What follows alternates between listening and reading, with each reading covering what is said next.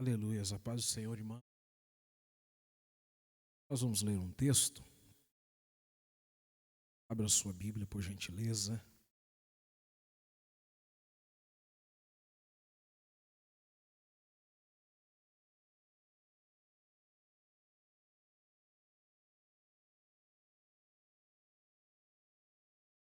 Nós vamos ler Cantares de Salomão, capítulo 2.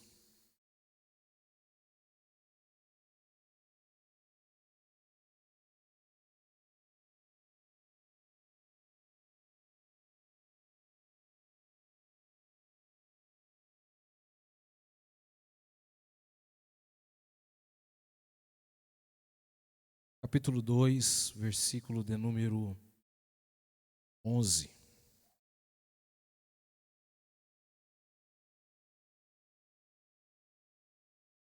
Diz assim: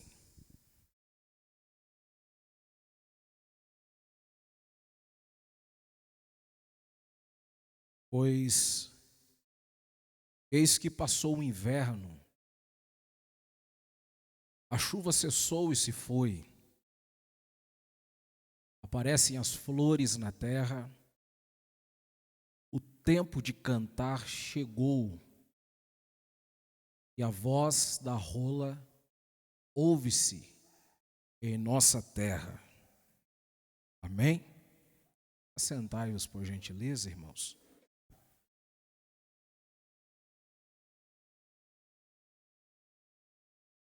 Meus amados e queridos irmãos, bom é podermos estar na casa do Senhor, podermos estar aqui com os irmãos, este santuário, esta casa de oração. Uma vez que nós lemos a poderosa palavra do Senhor, aqui neste livro poético, este considerado o quinto livro, entre os livros poéticos. Claro que existe também o livro de Lamentações, mas ele faz parte lá do cunho profético, entre os livros proféticos, mas que também não deixa de ser poesia. E quando nós lemos precisamente este livro aqui, Cantares de Salomão, nós somos sabedores de que nós estamos de frente a um dos livros mais extraordinários da Bíblia. Existia um grande judeu, por nome de Aquiba.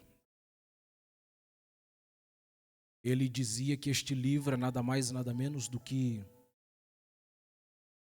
o livro mais extraordinário, considerando o cântico entre todos os cânticos que foram entoados desde o livro do Gênesis até o Apocalipse. Nós somos sabedores de que este livro, por nome de Cantares, fora escrito ou saiu da mente pensante de um grande monarca por nome de Salomão. Salomão, 3 livros é atribuído a ele: livro de Cantares, livro de Provérbios, e também algumas tradições diz que o livro de Eclesiastes. Claro que o livro de Eclesiastes é uma questão que deve ser estudada, mas é atribuído a Salomão. Quando nós lemos precisamente este livro de Cantares, logo nós entendemos que Salomão aqui ainda não tinha uma certa idade, não era um senhor, pois sim era um jovem. Ele ainda não tinha agariado centenas de mulheres, pois estas faziam parte das suas alianças políticas. Pois sim, aqui quando Salomão escreve este livro, a sua tenra idade é exposta, ele ainda é um jovem. Quando o texto vai descrever a beleza de Salomão, o texto vai nos dizer que seus cabelos eram como a cor de um corvo. Então, possivelmente, Salomão não era como o seu velho pai, tinha o cabelo ruivo, mas ele tinha o cabelo escuro como a cor das penas de um corvo, possivelmente parecido com a sua amada mãe Batseba. E quando nós falamos sobre o livro de Cantares, logo nós entendemos que este livro existem pelo menos 8 poemas e que vai falar sobre o crescimento de uma maneira paulatina do relacionamento entre Salomão e uma jovem, a qual a Bíblia vai chamar ela de Sulamita. A palavra Sulamita é nada mais nada menos do que a palavra Salomão relacionado no âmbito feminino. Então, é como se fosse nome de Salomão dado à sua amada, mas relacionado ao nome feminino, como Rafael e Rafaela. E quando nós lemos precisamente o capítulo 1 até o capítulo 8, nós vamos analisar que existe pelo menos o crescimento deste relacionamento. No capítulo 1, nós percebemos que Salomão vai conhecer esta jovem. Se vocês analisarem o capítulo 1, no versículo de número 2, versículo de número 3, Salomão vai dizer assim, ou a amada vai dizer: beija-me com os beijos de tua boca, porque melhor é teu amor do que o vinho. Suave é o aroma dos seus ungüentos, como um unguento derramado é o teu nome. Por isso as donzelas ou as virgens te amam. Então veja que ainda aqui ela não era noiva e muito menos esposa de Salomão. Pois todas as virgens, o grande sonho delas era um dia casarem com este grande monarca, por nome de Salomão.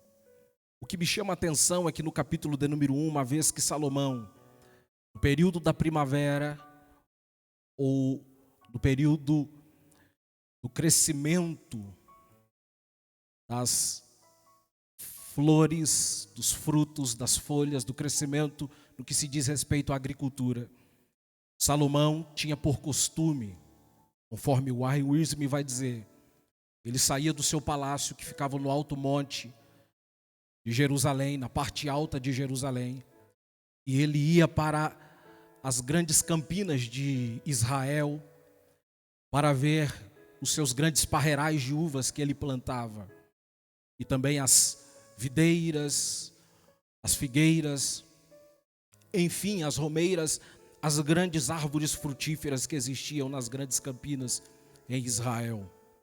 E uma vez que Salomão saía do seu palácio, dependendo se fosse o palácio que ficava na parte alta de Jerusalém ou o grande palácio que ficava na floresta do Líbano, ele ia para ver as suas videiras, as suas vinhas, os seus parreirais de vinhas.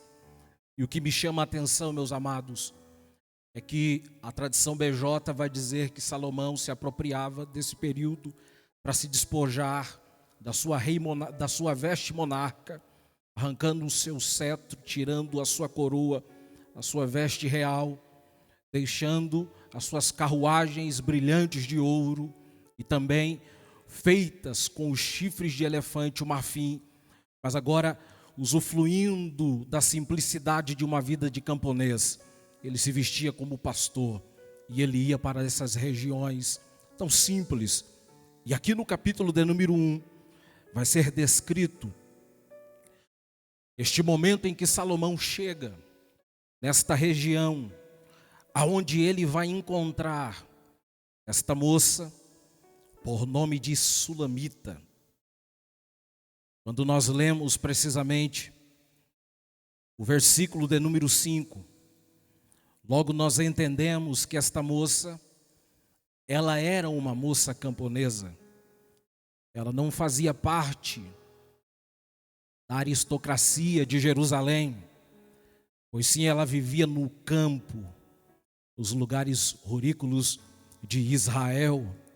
No versículo de número 5, pelo fato das filhas de Jerusalém As mulheres que usufruía de tudo que era bom para a estética do corpo e que eram belas esteticamente falando, agora com um olhar maldoso ou com um olhar de preconceito para com a sulamita, elas vão olharem para ela e vão especificamente ver que a tenacidade da pele desta moça, por nome de sulamita, era diferente de todas que existiam.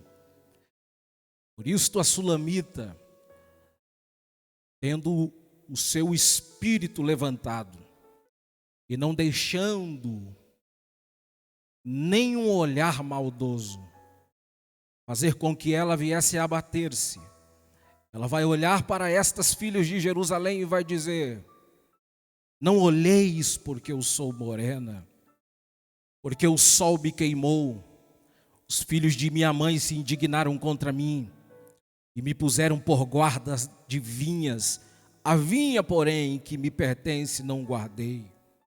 Então esta moça, por nome de sulamita, ela era diferente por alguns motivos, por causa da sua pele.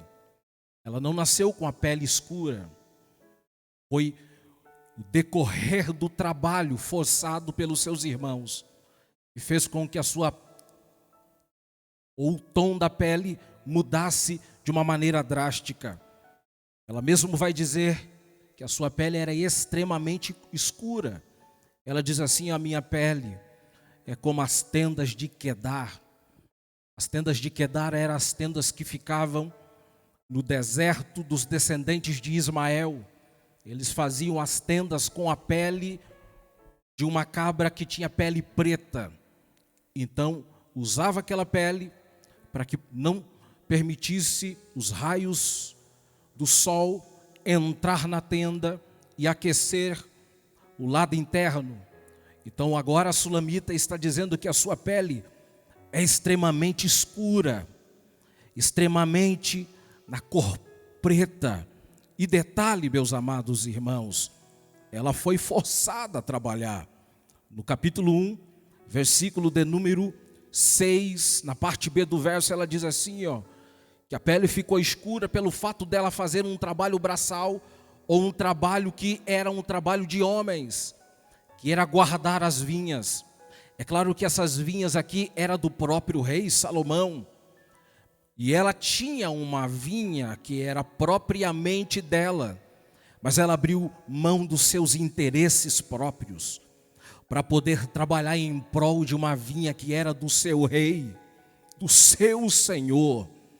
E o que me chama a atenção é por esta mulher que Salomão vai se apaixonar. Você poderia me perguntar o que isso tem a ver?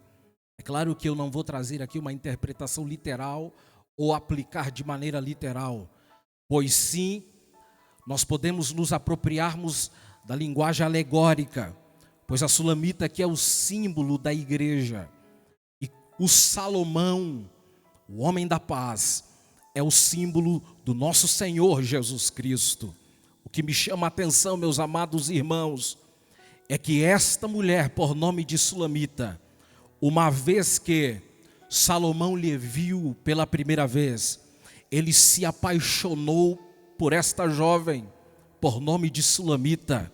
Se nós analisarmos a partir do capítulo 1, no versículo de número 8, versículo de número 15 a seguir, nós vamos percebermos que também a partir do capítulo de número 2, a partir do versículo de número 1, 2 e 3, do mesmo capítulo 2, o crescimento deste relacionamento vai tomando uma certa proporção, a ponto do próprio Salomão lhe dar um banquete. É claro que, no mesmo capítulo de número 2, a partir do versículo de número 4, este banquete é descrito na sala do estandarte do rei Salomão. Salomão vai chamá-la para participar de um grande banquete. E isto Salomão sabia fazer com grande excelência. E uma vez que Salomão chamou a sulamita para participar desse grande banquete, a Bíblia diz que era nada mais e nada menos do que na sala do estandarte. a sala das bandeiras. Era a sala onde Salomão recebia todos os príncipes de todo o mundo. E eles vinham trazendo as suas bandeiras. Agora parece que eu posso ver a Sulamita entrando nesta sala. E todos os príncipes olhando com aqueles olhares maldosos e pensando: quem é esta mulher com uma pele de escrava? Com uma pele e a tenacidade, com a pele totalmente vista ou visível, pois isto era nada mais e nada menos, quando se via para uma escrava, era a maneira, aquela pele da Sulamita, que era exposta aqui no capítulo de número 1. E uma vez que Salomão trouxe ela para dentro deste banquete, uma vez que Salomão viu que ela estava ficando constrangida, Salomão vai até ela e usa a sua mão esquerda e coloca debaixo da sua cabeça e o abraça e traz até a mesa. E ali está a demonstração de que Salomão se apaixonou inteiramente por esta jovem, por nome de Sulamita. A partir disso, se vocês analisarem, Salomão vai desaparecer do cenário. E só posteriormente, 1 ano, Salomão vai voltar, no período da primavera, uma vez mais, agora para estabelecer o casamento, uma vez que ele tinha se apaixonado na outra primavera que tinha se passado. E o que me chama a atenção, meus amados irmãos, é que agora no capítulo de número 2, precisamente o versículo de número 10, abra aí a sua Bíblia por gentileza, a partir do versículo 9, melhor dizendo, nós percebemos que aqui já chegou-se um novo tempo, já se passaram 1 ano. Por exemplo, nós aqui no Brasil, nós temos 4 estações: verão, outono, depois inverno e primavera. No calendário judaico só tem 2 estações. O inverno e o outono é uma única estação, que é a estação chuvosa e fria. Primavera e verão é outra, é uma única estação, que é o período em que o sol brilha e as flores começam a brotar. Salomão normalmente ele descia para as campinas no período da primavera. Então aqui já se passaram 1 ano.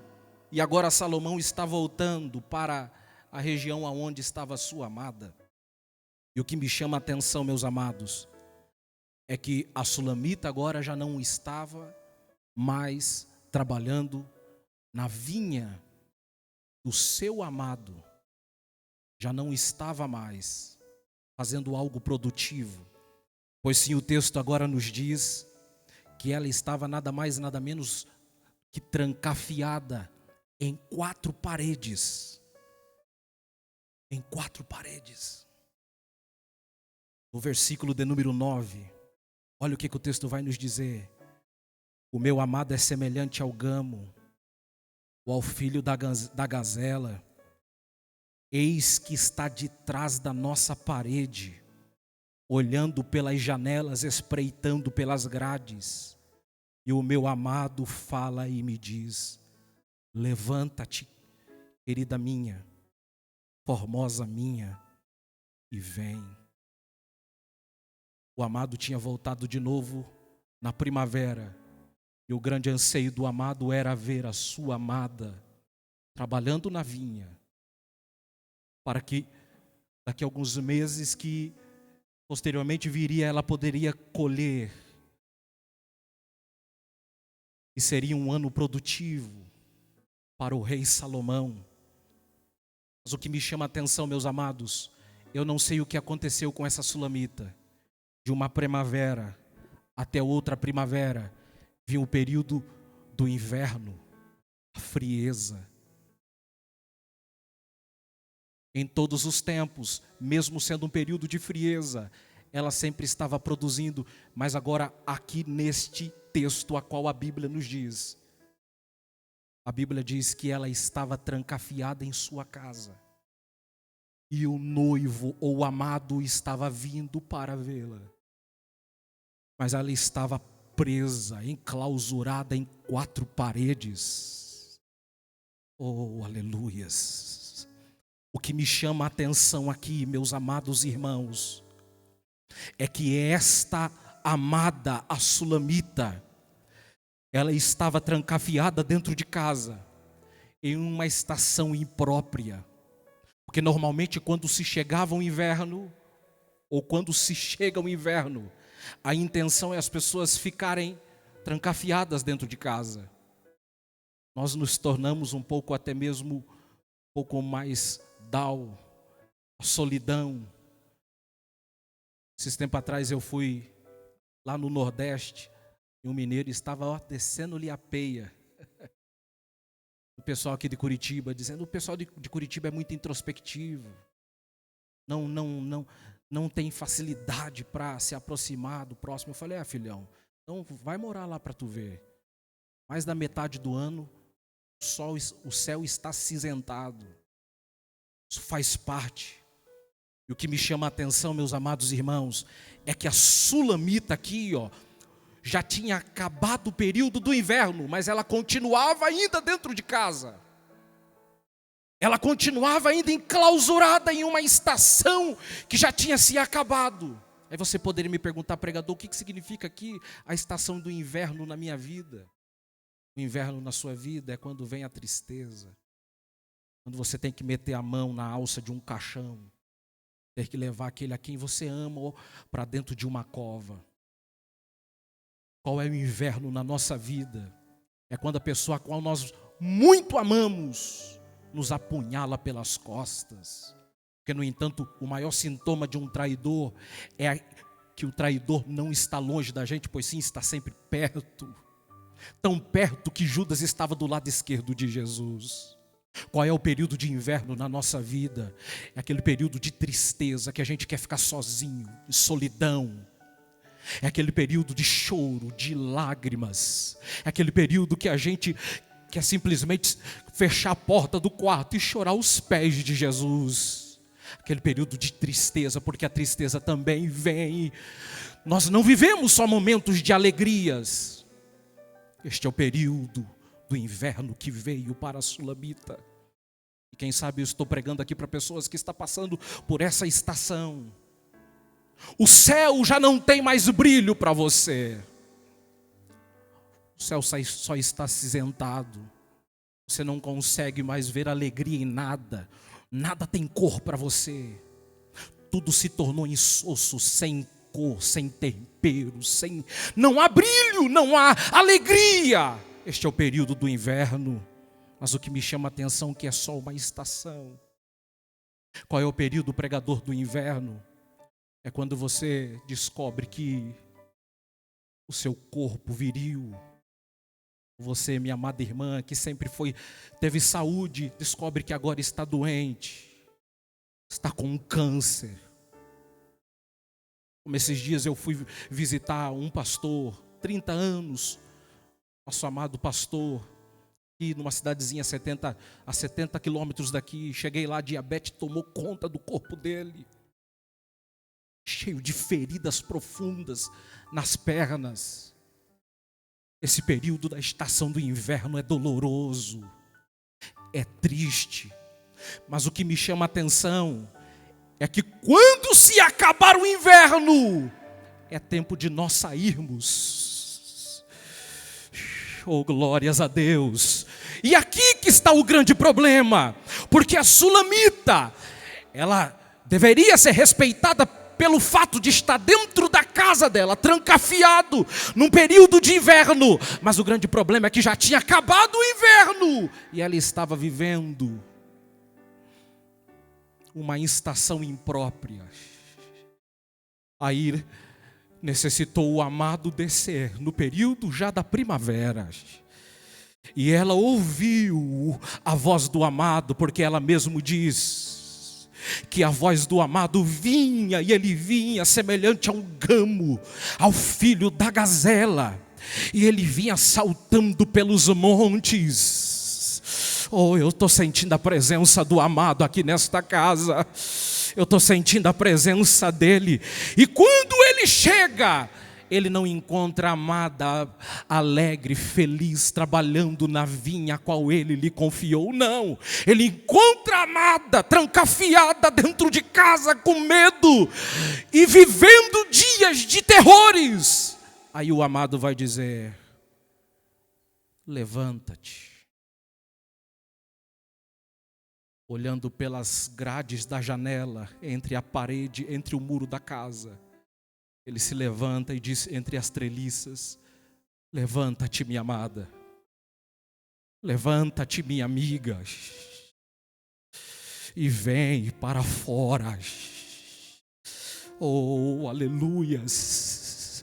Mas está frio? Não está, já acabou o inverno. Vem, porque a primavera já chegou. Vem para fora. Eu estou sentindo uma graça do Senhor aqui nesta noite. Eu estou pregando para pessoas aqui, que o período do inverno já acabou para vocês. Esse período de tristeza, esse período que você ficou trancafiado num quarto, entrando quase em uma depressão. Mas o amado vem aqui nesta casa para te dizer: levanta-te. Sai desse quarto. Vem para fora, minha amada, porque você tem que perceber que o inverno já se acabou. Respeite as estações. Quando é tempo de chorar no período do inverno, chore. Pode ficar triste, fica triste mesmo. Mas na hora que chegar o tempo da primavera, não se comporte como se fosse o tempo do inverno. E eu estou pregando aqui para pessoas que já chegou a primavera para vocês, mas você ainda continua se comportando como se estivesse no período do inverno. Aprove o amado descer aqui nessa casa para te convidar, para se levantar e sair e viver novas aventuras com o amado, porque ele tem algo novo para vocês. Levante as suas mãos, por gentileza, para adorar o nome dele. Adore o nome dele, porque ele quer te chamar para fora. Não sei o que aconteceu com esta amada ou a sulamita. A primeira primavera, lá do capítulo 1, ela ouvia palavras ou olhares de desprezo, mas mesmo assim continuava firme, alto astral. Mas agora ela está trancafiada dentro de casa. Medo.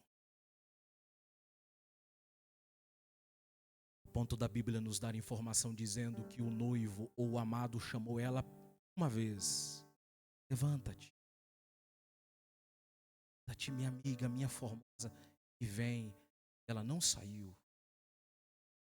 Aí o amado fez o convite, segunda vez: levanta. Ela estava ouvindo a voz do amado. Mas o amado não quer simplesmente que você ouça a voz dele. Ele quer se manifestar para você. Ele quer uma intimidade, ele quer te abraçar. Eu estou pregando aqui para pessoas que estão tão distantes do amado. Há uma parede de separação entre você e o amado. Mas ele está hoje quebrando, arrancando essa parede de separação, porque esta foi derrubada lá na cruz. E ele está te chamando, está dizendo: venha, se aproxima de mim. Eu sou a sua alegria.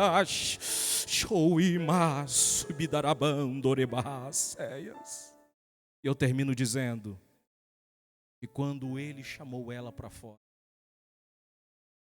em outras palavras, ele estava dizendo: tem muito mais para você aqui fora, presa e trancafiada entre. Existem pessoas que deixam de receber bênçãos maiores, que têm medo de se arriscar debaixo da ordem que Deus já lhe deu. Vem para fora. Mas estou com medo. Porque está frio nada, está frio aí dentro. Vem para fora porque o sol já brilhou. Oh, eu estou sentindo uma graça de Deus aqui. Quem tem sensibilidade ao Espírito. Ele está dizendo, eu necessito hoje, eu necessito entender que o Espírito Santo está nos chamando. Porque eu estou pregando aqui para pessoas aqui, o nosso amado presbítero Adonias acabou de dizer, o nobre pastor que se suicidou. Quantas pessoas, irmãos, tirarão as suas vidas nesses dias em que nós estamos vivendo? E Deus nesta noite está nos chamando. Estou pregando aqui para pessoas aqui, que estavam trancafiadas. E quando eu falo trancafiadas, não estou falando só dentro de casa, mas nessa redoma, nesta situação adversa que você está vivendo. Deus está te chamando para viver algo maior, uma nova experiência. E a maior verdade e a maior certeza que o inverno tinha acabado é que se existe alguém que sabia quanto que se determinava conforme o tempo, era Salomão. Salomão vai dizer assim, vem para fora. Por quê? Porque já cessou a chuva. Já passou o inverno. E o tempo de cantar. Oh, aleluias. Tempo de cantar chegou. Eu falo, nós temos que respeitar o tempo. O próprio Salomão disse lá em Eclesiastes 3. Há tempo de chorar. Mas também há tempo de saltar de alegria. Eu estou pregando aqui, vocês que vieram aqui. O tempo de cantar na sua vida chegou já. Não vai chegar, chegou. Oh, glórias a Deus. Então se comporte como tal. Oh, glórias a Deus. Que hoje esse semblante de tristeza venha sair do seu rosto. Mas pregador, o mundo está em caos. Todos os homens que vivem nesse mundo estão em um caos. Mas existe um povo no meio de um povo chamado igreja, que não é regido conforme o calendário deste mundo, mas é como o calendário do céu. E Deus está dizendo que o tempo de cantar chegou para a tua vida. Então saia deste lugar escuro, frio, esse lugar que só lhe traz tristeza. O tempo de cantar chegou. Irmãos, Salomão era uma pessoa sensível que se diz respeito ao tempo de cantar. Quando a gente lê a palavra do Senhor lá em Eclesiastes 2, falando sobre a grandeza da riqueza de Salomão, Salomão vai dizer assim, e eu tinha meu palácio, cantores e cantoras cantavam interruptamente 24 horas. A grande mesa do rei Salomão cabia aproximadamente 24.000 pessoas e era todo dia festa, cantava, adorava. Então quem está falando aqui, tempo de cantar, não é alguém que não sabe o que é tempo de cantar. Só que sabia, entendia que o tempo não era tempo de ficar trancafiado. Tempo de cantar. Não sou nenhum médico. Eu venho aqui simplesmente como o arauto do céu. Porque eu creio nisso daqui mais do que tudo, filho. E se a palavra do Senhor nos dá direito de dizer que é o tempo de cantar, porque é o tempo de cantar. Não aceite qualquer outra palavra. Escute o que o Espírito Santo está te dizendo. Este é o tempo de júbilo, de alegria. Alegra-te! É tempo de cantar, por quê? Porque já se ouve o cântico das rolas. Na verdade, na semântica da língua hebraica não é rolinha, é pomba. Vem da palavra tur, pomba. Então já se ouve o arrulhar das pombinhas. Pomba na Bíblia é símbolo do Espírito Santo. Ouvindo Ele, dizendo aí no seu ouvido, será que você ainda ouve o cântico do Espírito Santo? Feche os seus olhos aonde você está. Oh, eu estou sentindo a presença da pomba. Chorebaio, sibidarabando, rebaio, ceias. Este barulho de tristeza vai sair. Ouça o barulho daquele que veio como uma pomba, aleluias. E Ele vai trazer alegria para o seu coração. Ele vai trazer paz para a sua alma, aleluias. Recebe a presença dEle aí. Não permita sair daqui do mesmo jeito. Jesus hoje quer te renovar, o Espírito Santo hoje quer te encher. Por que que a pomba é o símbolo do Espírito Santo? Porque é a única ave que não tem no meio das suas entranhas o fel, não tem amargura, e aonde ele chega vem a alegria, a paz, a doçura. Recebe a alegria do Espírito Santo sobre a sua vida. Tempo de cantar, porque as pombinhas já estão arrulhando. É tempo de cantar, por quê? Porque as figueiras já estão dando os seus figuinhos. Já está nascendo os frutos daquilo que você plantou. Este será um ano. Escute isso que o Espírito Santo está dizendo. Agora. Está dizendo que esse ano vai ser um ano perdido. Mas Deus me trouxe aqui para te dizer que este será o ano de uma grande colheita. Abra suas duas mãos aí em nome do Senhor Jesus.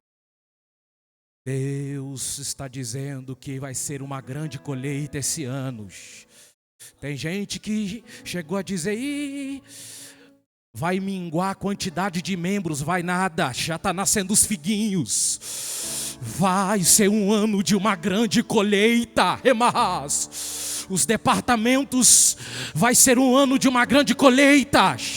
Esse vai ser o ano que vai triplicar a quantidade de jovens, vai triplicar a quantidade de crianças, vai triplicar a quantidade de obreiros. Esta igreja vai experimentar um período de colheita. Em tempo de crise para o mundo, vai se manifestar a beleza da grandiosidade do nosso Cristo. Se prepare, porque Deus fará isso na sua vida. Aí quando a sulamita saiu, a grande preocupação dela foi com a vinha. Ela vai dizer, apanhar-me as raposas e as rapozinhas porque fazem mal à vinha.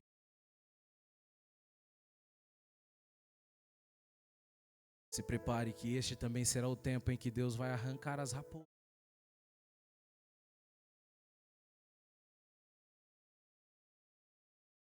Ezequiel vai dizer que as raposas é símbolo dos pseudos profetas. Gente que acha que quando se aproximar a vinda de Cristo haverá de vir um grande avivamento para a igreja, para resistir. Mas na segunda carta que Paulo escreveu aos Tessalonicenses, posteriormente também a Timóteo, ele diz que haverá de vir uma grande apostasia. Então Deus vai tirar as raposas e também as rapozinhas. O que eles faziam normalmente, eu concluo agora. Era necessário arrancar as raposas e as rapozinhas, e detalhe, quero falar. A intenção é simplesmente dizer isso daqui.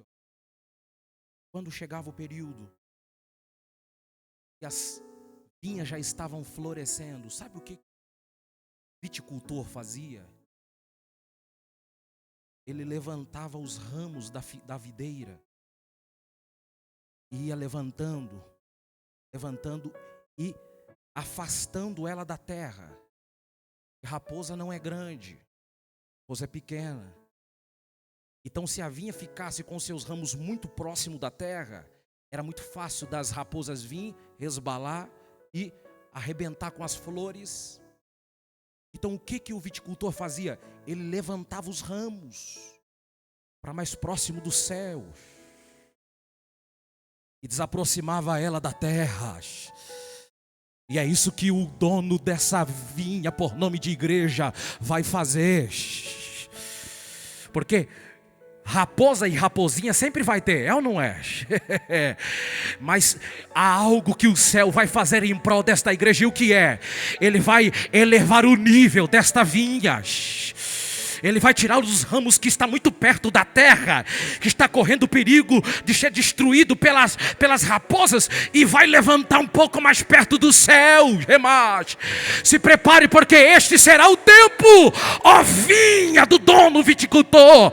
Ele está dizendo que ele vai te elevar, o seu nível vai subir um pouco mais. Se orava 10 minutos, se prepare, vai elevar o nível, 1 hora de oração. Se prepare para ver as coisas do céu. As raposas não vai destruir, porque Deus vai elevar, vai subir um pouco mais o nível da vinha, para que esta não venha correr perigo. Fica de pé, por gentileza.